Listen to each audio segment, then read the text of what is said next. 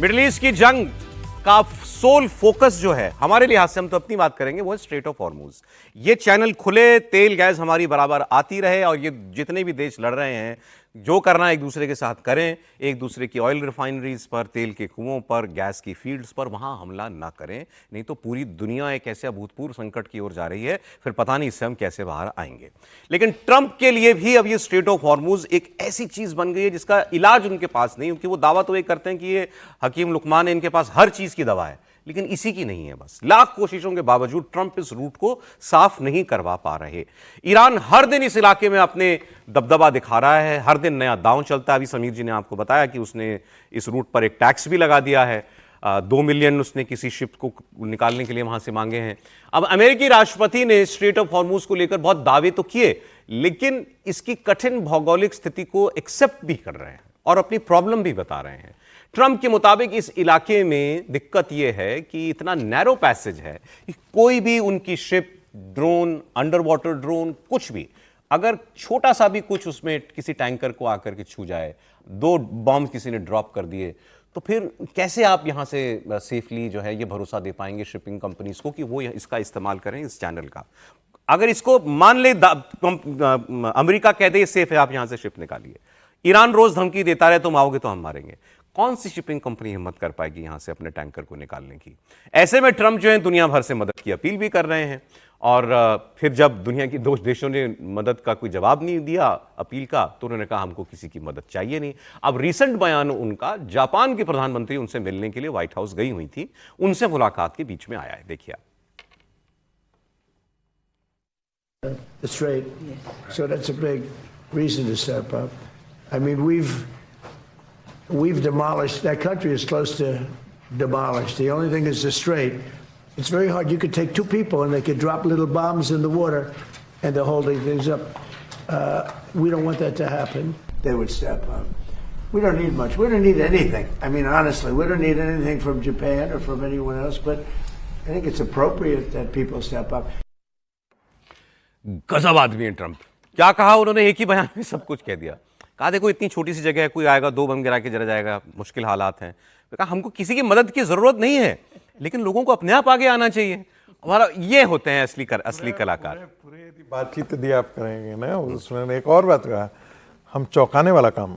अभी आता हूं सर, उस पर आता हूं, वो भी नायाब चीज बोली है। अब नेतन्याहू के बारे में जो उन्होंने बोला, ये कोई फिक्स्ड मैच है, नूरा कुश्ती है, उसको आप छोड़ दें।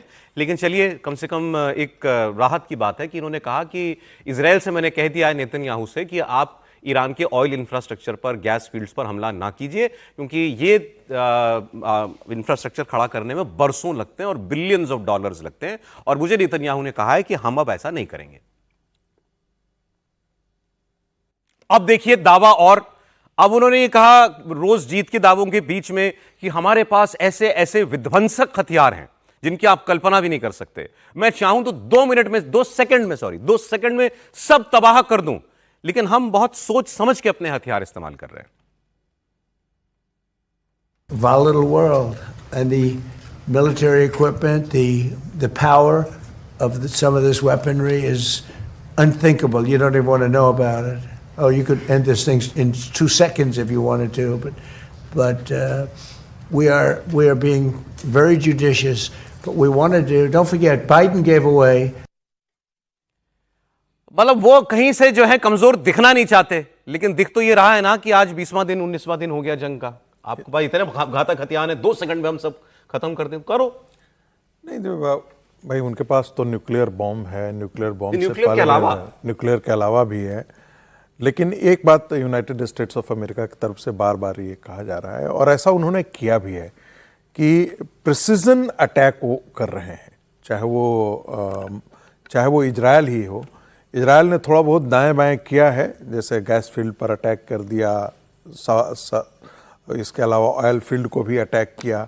लेकिन अमेरिका ने बार बार, आपको याद होगा कि पहली बार जब हुआ था तब अमेरिका ने कहा था कि हमने नेतन्याहू से कहा है कि जो ऑयल टैंकर है या ऑयल फील्ड है उसको अटैक मत करो, और नेतन्याहू मान गए हैं। लेकिन नेतन्याहू कहाँ मानने वाले थे? इजराइल के अधिकारियों से पता लगा कि हमने जो कुछ भी किया अमेरिका के सहमति से किया है। यह भी न्यूयॉर्क टाइम्स में ही छपा है। न्यूयॉर्क टाइम्स ने यह रिपोर्टिंग किया है कि इजरायल के 3 अधिकारियों के सोर्सेज से उसने कोट किया है कि भाई अमेरिका की इस पर सहमति थी, लेकिन जैसे ही चूंकि कतर पर उसने अटैक कर दिया तब अमेरिका को लगा कि ये तो बहुत मुश्किल हो जाएगा, इस चीज को संभालना अमेरिका के लिए मुश्किल हो जाएगा। और मुझे लगता है उसके बाद खतरे को भांप करके अमेरिका के राष्ट्रपति ने यह सोचा होगा कि इस प्रकार की चीजें नहीं करें। अब रह गई बात, ये जो 3.2 किलोमीटर का जो नैरो पैसेज है हॉर्मुज का, ये वाकई बहुत खतरनाक है तो पूरा 33 किलोमीटर का, 34 किलोमीटर का, लेकिन नेविगेशन जो होता है ना, ऐसा नहीं है कि वो उसको ईरान ने ऐसा कर दिया है। नेविगेशन होता ही उतना से बड़े जहाज उसी पास से निकल ही सकते हैं। 3.2 किलोमीटर 3.2 किलोमीटर का ही वो पैसेज है। अब उस पैसेज के कोने पर वो आदमी बैठा हुआ है, अंदर जो है वो माइंस लगा करके बैठा हुआ है, या वहां पर वो मिसाइल से अटैक कर सकता है, ड्रोन से अटैक कर सकता है। उसके लिए उसको बहुत बड़े सैन्य ताकत की आवश्यकता नहीं है, लेकिन एक जहाज को मारने के लिए तो एक ही काफी है, एक ही ड्रोन काफी है, 2 ही ड्रोन काफी है।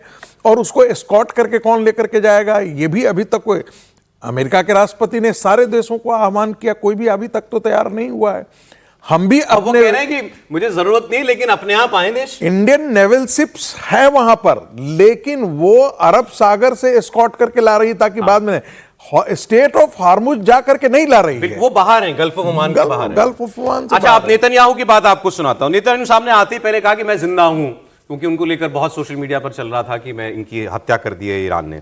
फिर उन्होंने कहा, इन्होंने नई बात जोड़ दी इसके अंदर। अब कुछ लोग इसको कनेक्ट करके कह रहे हैं क्या यही तो एंड गेम नहीं था इसका। उन्होंने क्या कहा कि ये स्ट्रेट ऑफ हॉर्मुज जो है, वो एक मैप है हमारे पास, वो मैप ले लीजिए जरा स्क्रीन पे।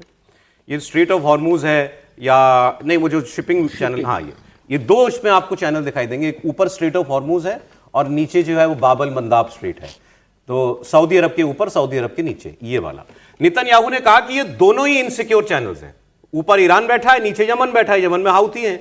तो उन्होंने कहा कि इन पर निर्भरता खत्म करनी पड़ेगी। अब आप इसके ऊपर थोड़ा सा आप मैप में जाएंगे ना, फुल स्क्रीन एक बार फिर ले लीजिए। ऊपर आपको इजराइल दिखाई दे रहा है। इजराइल के सामने जो समंदर है उसको कहते हैं मेडिटेरेनियन सी। वो कहते हैं यहां आओ ना, ये सारे जो अरब देश हैं ये अपनी तेल की पाइपलाइन लाएं यहां तक, हमारे यहां इजराइल तक लाइए, हमारे यहां लाइए, हम यहां से अपने पोर्ट से भेजेंगे आगे, रेड सी से आगे भेजेंगे हम। तो पूछ रहे हैं कहीं यही तो गेम नहीं था सारा का सारा, कि ये सारी जो तेल का यातायात है, दुनिया का 20% तेल आता है यहां से, तेल और गैस, उसको सारा जो है अब इजराइल जो है वो अपने यहां से भेजना चाहता है दुनिया भर के